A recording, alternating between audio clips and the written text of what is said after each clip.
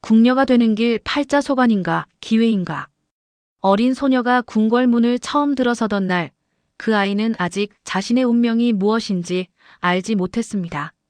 대개 8살에서 12살 사이, 어떤 아이들은 양반가의 서녀로 태어나 집안의 연줄로 들어왔고, 어떤 아이들은 가난한 중인 집안에서 입신양명을 꿈꾸며 자원했습니다.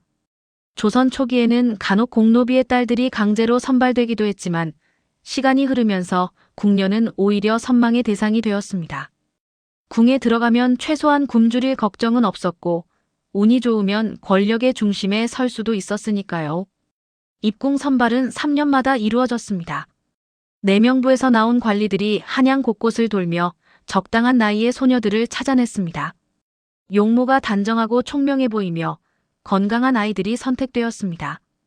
부모들은 딸을 보내면서 눈물을 흘렸지만 한편으로는 기대감도 품었습니다. 만약 딸이 상궁까지 올라간다면, 아니 운이 정말 좋아 왕의 승은을 입어 후궁이라도 된다면 집안 전체가 달라질 터였습니다. 궁에 들어온 첫날부터 소녀들은 자신들의 세계가 완전히 바뀌었음을 깨달았습니다. 이제 부모도 오빠도 언니도 없었습니다. 오직 나인들과 상궁들만이 있을 뿐이었습니다. 처음 들어온 아이들을 생각시라고 불렀습니다. 말 그대로 아직 사람 취급도 받지 못하는 견습생이었습니다. 이들은 선배 나인들의 시중을 들며 온갖 잡일을 도맡아 했습니다. 새벽 4시면 일어나 방을 청소하고 선배들의 세수물을 준비하고 빨래를 하고 심부름을 뛰어다녔습니다. 생각시 시절은 지옥이나 다름없었다는 이야기가 전해집니다. 선배 나인들의 구박은 상상을 초월했습니다. 조금이라도 실수하면 뺨을 맞거나 몽둥이로 맞았습니다. 어떤 상궁들은 어린 생각시들을 자기 방에 가두고 밤새도록 바느질을 시키기도 했습니다. 추운 겨울날 얼음장 같은 물에 손을 담그고 빨래를 하다가 동상에 걸린 아이들도 많았습니다. 밤에 이불 속에서 소리 없이 우는 것이 생각시들의 일과였습니다. 하지만 이것은 일종의 통과 의례였습니다. 궁궐이라는 폐쇄된 사회에서 살아남으려면 강해져야 했습니다. 약한 모습을 보이면 평생 밟히고 살게 된다는 것을 모두가 알았습니다. 그래서 생각시들은 이를 악물고 버텼습니다. 몇 년을 견디면 자신도 나인이 되고, 그러면 새로 들어온 생각시를 부릴 수 있었습니다. 이런 식으로 권력의 사슬이 이어졌습니다. 나인들의 고달픈 궁중 생활. 생각시 기간을 무사히 마치면 비로소 나인이 되었습니다. 나인에도 등급이 있었습니다. 처음에는 막내 나인으로 시작해서 경력이 쌓이면 각 부서의 실무를 담당하는 나인이 되었습니다. 궁궐에는 수십 개의 부서가 있었습니다. 왕과 왕비의 의복을 관리하는 침방, 음식을 담당하는 수락관, 침구를 맡은 세답방, 바느질을 하는 바느질방, 세탁을 전담하는 세숫관 등등. 각 부서마다 상궁과 나인들이 배치되어 있었습니다. 나인들은 자신이 속한 부서에서 기술을 배웠습니다. 수락관의 나인이라면 궁중 요리법을, 침방의 나인이라면 의복 관리와 바느질을, 세답방의 나인이라면 이불과 요를 관리하는 법을 익혔습니다. 이 기술들은 평생 자신을 먹여 살릴 무기였습니다. 실력이 뛰어난 나인은 인정받았고, 그렇지 못한 나인은 평생 허드렛 일만 하다가 늙었습니다. 궁녀들 사이의 위계는 철저했습니다. 상궁 아래에 나인이 있고 나인 아래에 생각시가 있었습니다. 하지만 같은 나인이라도 누구를 모시느냐에 따라 권력이 달랐습니다. 왕을 가까이서 모시는 지밀 나인들은 다른 나인들보다 훨씬 높은 대접을 받았습니다. 왕비전의 나인들도 마찬가지였습니다.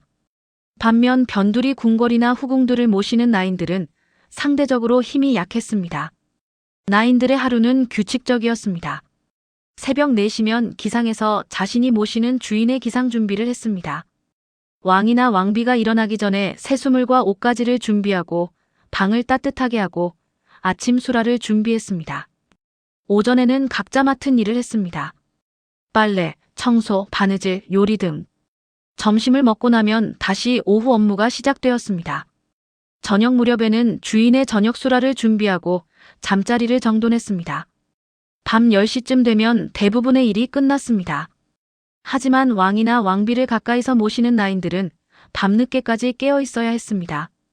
주인이 잠들 때까지 곁에서 대기하다가 혹시 밤중에 부를지 모르니 가까운 곳에서 눈을 붙였습니다. 제대로 잠을 자지 못하는 날이 많았습니다. 상궁, 궁궐에 숨은 권력자들. 권력 구조는 복잡했습니다. 공식적으로는 제조상궁이라는 직책을 가진 최고위 상궁들이 궁녀 조직을 총괄했습니다. 하지만 실제로는 왕의 총애를 받는 상궁이나 왕비와 가까운 상궁이 실권을 쥐고 있었습니다. 이들은 다른 궁녀들의 승진을 좌우할 수 있었고 심지어 궁 밖의 인사에까지 영향을 미칠 수 있었습니다. 이런 힘센 상궁들에게 잘 보이기 위해 궁녀들은 온갖 아첨을 다했습니다.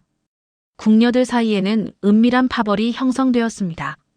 같은 고향 출신끼리, 같은 스승 밑에서 배운 동료끼리, 또는 같은 주인을 모시는 사람끼리 뭉쳤습니다.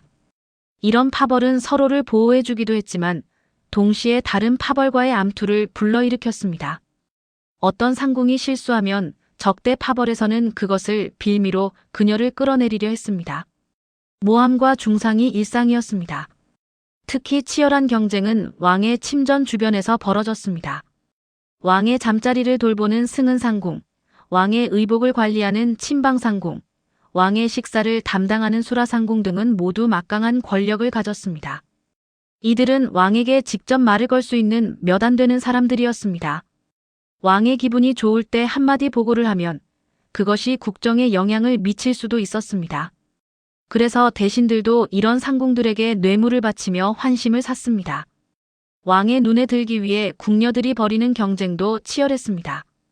왕이 지나가는 길목에 일부러 나타나 예쁘게 절을 하거나 왕이 좋아하는 차를 특별히 정성껏 준비하거나 밤에 왕의 침전 근처를 서성이는 일도 있었습니다.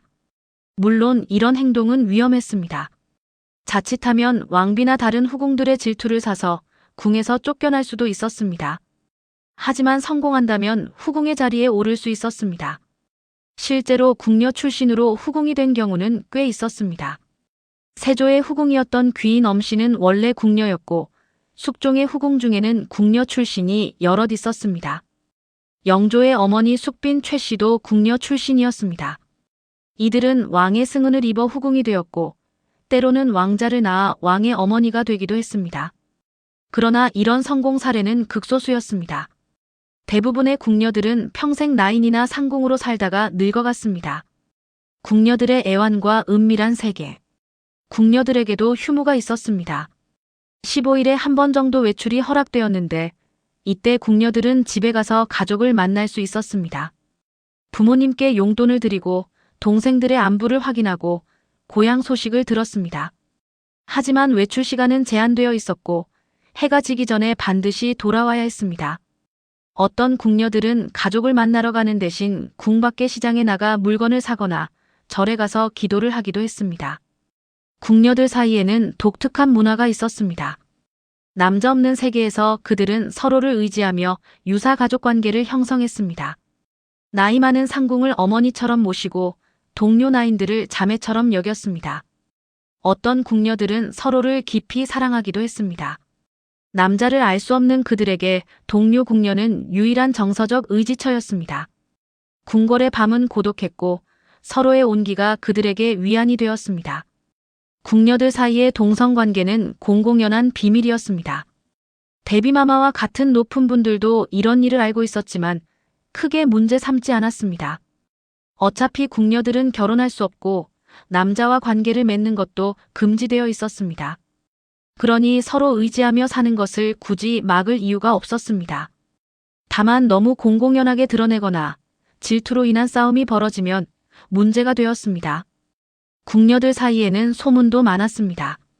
어느 상궁이 환관과 몰래 관계를 맺는다는 소문, 어느 나인이 궁 밖의 남자와 편지를 주고받는다는 소문, 어느 후궁이 왕의 총애를 잃었다는 소문 등등.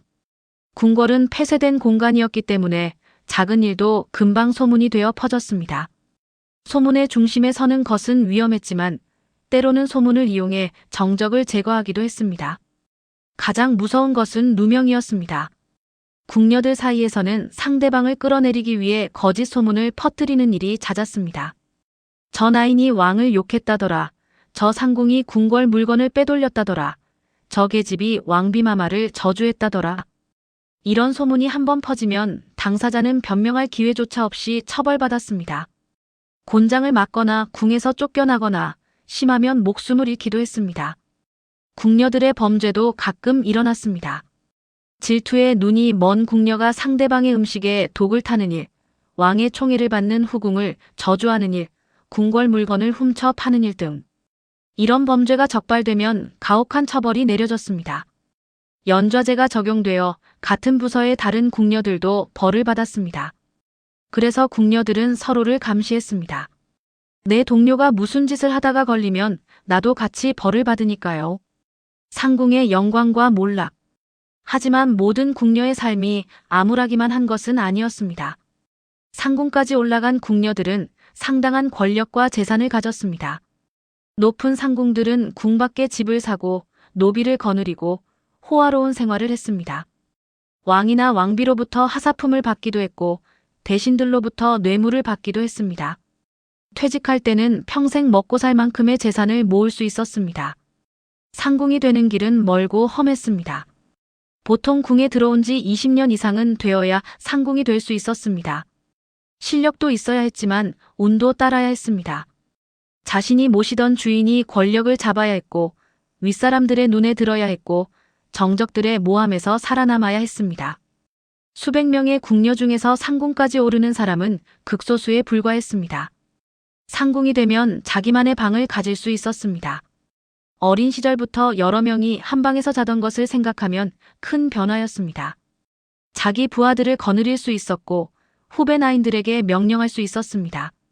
무엇보다 왕이나 왕비, 대신들과 직접 대화할 수 있는 지위가 되었습니다.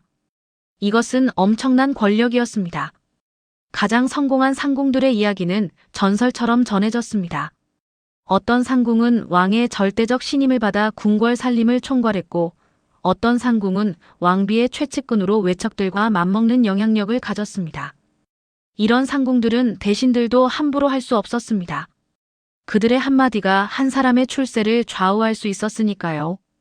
하지만 높이 올라간 만큼 떨어지는 것도 빨랐습니다. 왕이나 왕비의 총애를 잃으면 순식간에 몰락했습니다.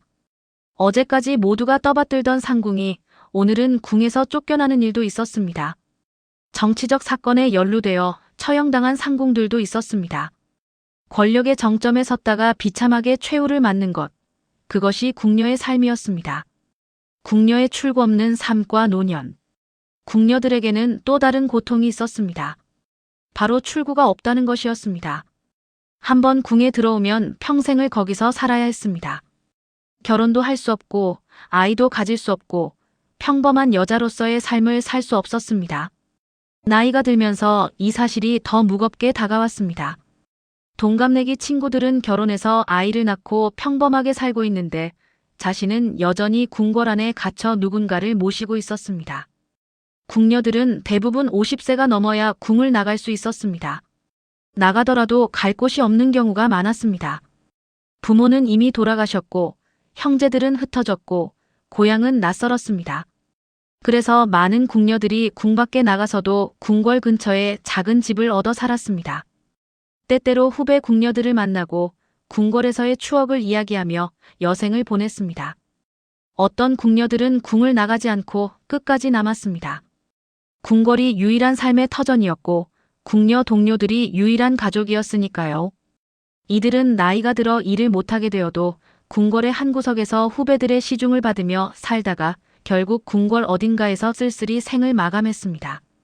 나이가 들어 허리가 굽고 머리가 하얗게 센 상궁들을 보면 젊은 나인들은 자신의 미래를 보는 듯 했습니다.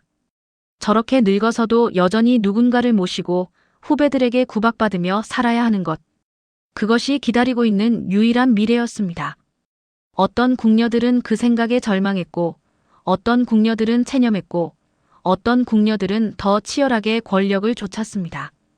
궁궐의 신앙과 미신, 불안을 달래는 방식.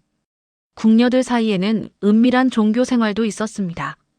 공식적으로는 유교 국가인 조선에서 살았지만 궁녀들은 불교를 믿는 경우가 많았습니다. 궁궐 안에도 작은 불당들이 있었고 궁녀들은 그곳에서 몰래 기도를 했습니다. 무엇을 빌었을까요? 자신이 모시는 주인이 왕의 총애를 받기를, 자신이 무사히 상궁이 되기를, 정적들의 모함에서 벗어나기를, 아프지 않고 건강하게 살기를. 간절한 기도들이었습니다. 무당을 찾아가는 궁녀들도 많았습니다. 외출할 때 몰래 무당집에 가서 점을 보고 부적을 사서 옷 속에 감추고 다녔습니다. 누군가를 저주하기 위해 무당에게 의뢰하는 일도 있었습니다. 물론 이런 일이 발각되면 큰 벌을 받았지만 그럼에도 궁녀들은 멈추지 않았습니다. 그만큼 그들의 삶이 불안했고 의지할 곳이 없었습니다. 궁녀들 사이에서 전해지는 무서운 이야기도 많았습니다.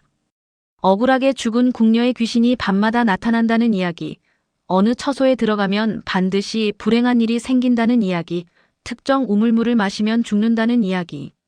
이런 이야기들은 긴 밤을 지새우는 궁녀들의 입에서 입으로 전해지며 더욱 무섭게 각색되었습니다. 밤의 궁궐은 낮과는 완전히 다른 곳이었습니다. 어둠 속에서 들리는 온갖 소리들이 궁녀들을 불안하게 만들었습니다. 바람소리, 짐승 울음소리, 멀리서 들려오는 누군가의 신음소리. 혼자 야간 당직을 서는 나인들은 공포에 떨며 밤을 보냈습니다. 실제로 밤에 이상한 일을 목격했다는 증언도 있었습니다. 하얀 옷을 입은 여인이 지나가는 것을 봤다는가, 텅 빈 처소 누군가 우는 소리를 들었다는가. 궁녀들 사이에는 미신도 많았습니다. 까치가 울면 좋은 일이 생긴다. 까마귀가 울면 나쁜 일이 생긴다. 꿈에 용을 보면 승진한다. 꿈에 뱀을 보면 적이 나타난다. 이런 미신들을 믿으며 궁녀들은 불안한 마음을 달랬습니다. 이성적으로 생각하면 말도 안 되는 일이었지만 그들에게는 그것이 삶을 버티게 하는 힘이었습니다. 부적도 많이 지니고 다녔습니다. 몸에 지니면 재앙을 막아준다는 부적, 승진을 도와준다는 부적, 병을 막아준다는 부적. 무당에게서 받기도 하고 절에서 받기도 했습니다. 옷 속에 몰래 감추고 다니다가 가끔 검열 때 적발되어 벌을 받기도 했습니다. 소통과 단절, 그리고 작은 즐거움. 궁녀들이 유일하게 바깥 세상과 소통할 수 있는 방법은 편지였습니다. 15일에 한 번 허락되는 외출 때 직접 전하기도 했지만 대부분은 궁궐을 드나드는 상인이나 환관을 통해 편지를 보냈습니다. 물론 이것도 위험한 일이었으니 편지 내용이 검열될 수도 있었고 잘못된 내용이 담겨 있다가는 큰 일이 날 수도 있었습니다. 그래서 궁녀들은 조심스럽게 안부만 묻는 짧은 편지를 썼습니다. 가족들로부터 오는 편지는 궁녀들에게 큰 위안이었습니다. 어머니의 안부, 동생의 혼인 소식, 조카가 태어났다는 소식. 이런 평범한 이야기들이 궁녀들에게는 바깥 세상을 느낄 수 있는 유일한 창이었습니다. 하지만 동시에 그것은 고통이기도 했습니다. 자신은 그 행복한 순간들에 함께할 수 없다는 것을 깨닫게 했으니까요. 어떤 궁녀들은 가족에게 돈을 보냈습니다. 궁녀로서 받는 녹봉이 많지는 않았지만 그래도 굶주리는 가족에게는 도움이 되었습니다. 높은 상궁이 된 경우에는 상당한 돈을 보낼 수 있었습니다.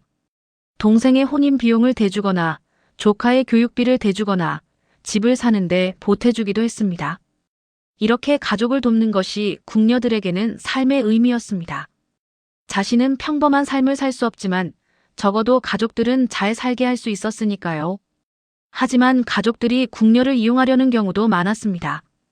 오빠나 남동생이 출세하려고 궁녀인 누이에게 왕에게 좋은 말을 해달라고 부탁했습니다. 조카가 과거에 합격하게 해달라, 친척이 관직을 얻게 해달라, 온갖 청탁이 들어왔습니다. 궁녀들은 이런 부탁을 들어주고 싶었지만 자신의 힘으로는 어떻게 할 수 없는 경우가 대부분이었습니다. 그래서 죄책감을 느끼며 거절해야 했습니다. 궁녀들 사이에는 돈 거래도 활발했습니다. 궁 밖에서 들어오는 물건들을 서로 사고 팔았습니다. 좋은 비단, 화장품, 장신구, 약재 등. 궁녀들은 제한된 공간에서 살았지만 그들도 예쁜 것을 좋아했고 좋은 물건을 가지고 싶어 했습니다. 높은 상궁들은 값비싼 물건들을 모았고 이것이 그들의 권력을 과시하는 수단이기도 했습니다. 돈놀이도 있었습니다. 어떤 궁녀들은 궁 안에서 고리대금업을 했습니다. 돈이 급한 궁녀에게 돈을 빌려주고 높은 이자를 받았습니다. 이것도 불법이었지만 단속이 어려웠습니다. 빚을 갚지 못한 궁녀는 평생 채권자의 종처럼 살아야 했습니다. 이런 식으로 돈으로 사람을 지배하는 일도 벌어졌습니다. 궁녀들의 식생활은 신분에 따라 달랐습니다. 높은 상궁들은 좋은 음식을 먹었지만 말단 나인들은 거친 음식으로 끼니를 때웠습니다. 수락관에서 일하는 궁녀들은 그나마 음식이 풍족했습니다. 왕의 수라를 준비하고 남은 것을 먹을 수 있었으니까요. 하지만 다른 부서의 궁녀들은 늘 배가 고팠다는 증언도 있습니다. 명절이나 특별한 날에는 궁녀들에게도 특식이 내려왔습니다. 설날에는 떡국, 추석에는 송편, 단오에는 수리취떡. 이런 날만큼은 궁녀들도 웃음을 띠고 식사를 했습니다. 동료들끼리 모여 앉아 음식을 나눠 먹으며 이야기를 나누는 것이 그들에게는 가장 큰 즐거움이었습니다. 궁녀들은 자신들만의 은어를 사용했습니다. 왕을 가리키는 특별한 말, 왕비를 부르는 특별한 호칭, 각종 궁궐 용어들. 이런 은어는 외부인이 알아듣지 못하게 하는 보안 기능도 있었지만 동시에 궁녀들만의 정체성을 만들어주기도 했습니다. 같은 은어를 쓴다는 것은 같은 세계에 속한다는 증거였습니다. 궁녀들 사이에서는 춤과 노래도 전승되었습니다. 궁중 무용을 추는 기생들과는 다르지만 궁녀들도 나름의 춤을 췄습니다. 주로 밤에 동료들끼리 모였을 때 술이 조금 들어간 상태에서 즉흥적으로 춘 춤이었습니다. 슬픈 춤이 많았습니다. 고향을 그리워하는 춤, 부모를 그리워하는 춤, 평범한 여자로 살지 못하는 하늘 담은 춤. 노래도 마찬가지였습니다. 궁녀들 사이에서만 전해지는 노래들이 있었습니다. 대부분 슬픈 가사였습니다. 궁궐에 들어온 것을 후회한다. 다시 태어나면 궁녀는 되지 않겠다. 부모님 곁으로 돌아가고 싶다. 이런 노래를 부르며 궁녀들은 눈물을 흘렸습니다. 하지만 다음 날이 되면 다시 웃는 얼굴로 주인을 모셔야 했습니다. 질병, 죽음, 그리고 절망. 궁녀들에게도 질병은 큰 위협이었습니다. 의원이 궁궐에 있었지만 궁녀들을 치료하는 것은 우선순위가 낮았습니다. 왕과 왕실 가족들을 먼저 돌봐야 했으니까요. 가벼운 병은 스스로 치료해야 했습니다.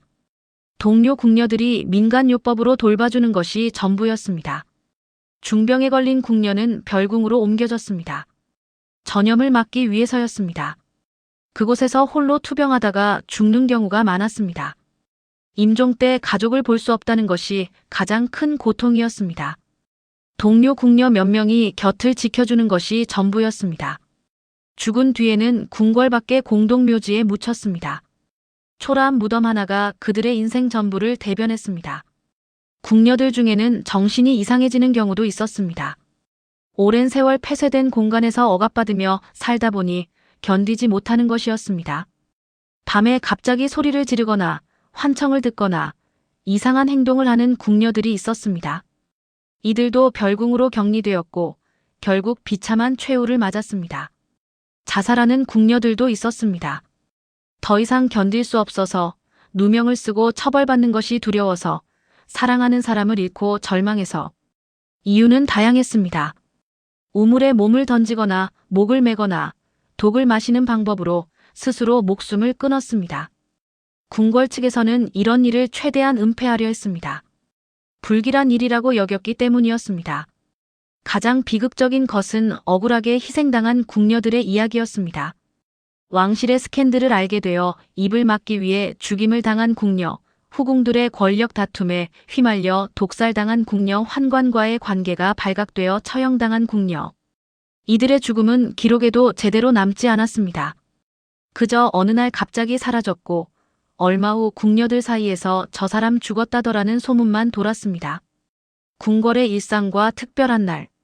궁궐에는 계절마다 다른 일들이 있었습니다. 봄에는 꽃놀이 준비, 여름에는 더위를 식히는 일, 가을에는 곡식을 거두는 일, 겨울에는 추위를 막는 일. 궁녀들은 계절의 변화에 맞춰 일했습니다. 특히 겨울은 힘들었습니다. 추운 날씨에 얼어붙은 물로 빨래를 하고 얼음장 같은 방을 따뜻하게 하느라 밤새 불을 지폈습니다. 궁궐의 명절은 특별했습니다. 설날, 정월대보름, 삼진날, 단오, 칠석, 추석, 중양절. 이런 명절마다 특별한 행사가 있었고 궁녀들도 그 준비에 참여했습니다. 명절에는 특별한 음식이 나왔고 조금은 여유로운 분위기였습니다.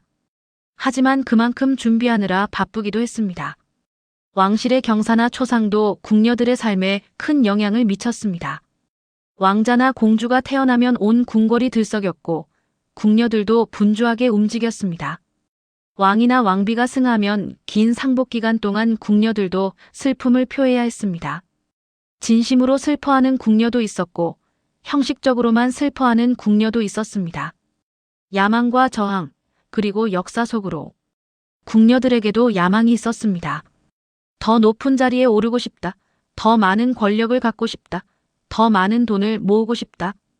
이런 욕망이 그들을 움직이게 했습니다. 어떤 궁녀들은 이 야망을 이루기 위해 수단과 방법을 가리지 않았습니다.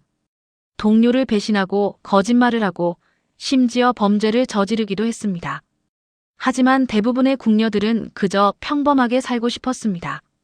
큰 욕심 없이 매 맞지 않고 굶주리지 않고 병들지 않고 살다가 조용히 죽는 것. 그것만으로도 충분했습니다. 하지만 궁궐이라는 공간에서는 평범하게 사는 것조차 쉽지 않았습니다. 궁녀들은 자신들의 삶을 스스로 어떻게 생각했을까요? 어떤 궁녀는 자랑스러워했을 것입니다. 왕을 가까이서 모시는 영광, 역사의 한가운데에 있다는 자부심. 어떤 궁녀는 후회했을 것입니다. 궁에 들어온 것을 평생 후회하며 다시 태어나면 절대 궁녀가 되지 않겠다고 다짐했을 것입니다. 어떤 궁녀는 그저 담담했을 것입니다. 이것이 내 운명이구나. 받아들이고 살아가는 수밖에 없구나. 궁녀로 산다는 것은 결국 선택의 여지가 없는 삶을 사는 것이었습니다. 들어올 때도 자신의 의지가 아닌 경우가 많았고 들어온 후에는 더욱 선택권이 없었습니다. 어디서 일할지, 누구를 모실지, 언제 쉴지, 무엇을 먹을지 모든 것이 정해져 있었습니다. 자유란 존재하지 않았습니다. 그럼에도 궁녀들은 살아갔습니다. 하루하루를 버텼고 작은 행복을 찾으려 애썼고 서로를 위로했고 때로는 웃기도 했습니다. 인간은 어떤 상황에서도 적응하는 존재였고 궁녀들도 그랬습니다. 비록 자유롭지 못한 삶이었지만 그 안에서도 나름의 의미를 찾으려 노력했습니다. 궁녀들은 자신들만의 방식으로 저항하기도 했습니다. 부당한 명령에 조용히 거부하거나 미워하는 상궁의 물건을 몰래 망가뜨리거나 소문을 퍼뜨려 정적을 곤경에 빠뜨리거나 직접적으로 대항할 수는 없었지만 이런 작은 저항들로 자존심을 지켰습니다. 어떤 용감한 궁녀들은 궁궐의 부조리를 고발하기도 했습니다. 왕에게 직접 상소를 올리거나 외부의 대신들에게 편지를 보내거나 물론 대부분은 묵살되었고 오히려 고발자가 처벌받는 경우가 많았습니다. 하지만 그럼에도 계속해서 고발하는 궁녀들이 있었습니다. 정의감 때문이거나 복수심 때문이거나 혹은 그저 현실을 바꾸고 싶다는 간절함 때문이었습니다. 궁녀들 사이에는 영웅 같은 존재들도 있었습니다. 불의에 맞서 싸운 궁녀, 동료들을 보호하기 위해 자신을 희생한 궁녀, 어려운 상황에서도 정직함을 잃지 않은 궁녀. 이런 사람들의 이야기는 궁녀들 사이에서 전설처럼 전해졌습니다. 그들을 본받고 싶다는 마음이 있었지만 현실은 그렇게 호락호락하지 않았습니다. 역사 속으로 사라진 그림자들. 세월이 흐르고 왕조가 바뀌면서 궁녀 제도도 변화했습니다. 조선 말기로 갈수록 궁녀의 수는 줄어들었고 그들의 권한도 축소되었습니다. 결국 대한제국이 망하고 일제강점기가 되면서 궁녀 제도는 사실상 소멸했습니다. 마지막 궁녀들은 일제강점기와 해방, 한국전쟁을 겪으며 역사의 증인이 되었습니다. 일부 마지막 궁녀들은 20세기 중반까지 살아남아 자신들의 이야기를 증언으로 남겼습니다. 그들의 기억 속에는 조선 왕조의 마지막 모습이 생생하게 남아 있었습니다. 궁궐의 일상, 왕실의 비밀, 궁녀들의 삶. 이 모든 것이 그들의 입을 통해 전해졌습니다. 궁녀로 살았던 수많은 여인들의 삶은 이제 역사 속으로 사라졌습니다. 그들의 웃음과 눈물, 희망과 절망, 사랑과 증오, 모든 것이 시간 속에 묻혔습니다. 하지만 그들이 남긴 흔적은 여전히 우리 곁에 있습니다. 궁궐의 건물들, 그들이 사용했던 물건들, 그들에 대한 기록들, 그리고 무엇보다 그들의 이야기가 남아 있습니다. 궁녀들의 삶을 돌아보면 인간의 강인함이 느껴집니다. 어떤 환경에서도 살아남으려는 의지, 절망 속에서도 희망을 찾으려는 노력, 억압 속에서도 존엄을 지키려는 몸부림. 궁녀들은 비록 자유롭지 못했지만 그들 나름의 방식으로 삶을 살아냈습니다. 500년 조선 역사 동안 수만 명의 여인들이 궁녀로 살았습니다. 각자의 이야기가 있었고, 각자의 꿈이 있었고, 각자의 슬픔이 있었습니다.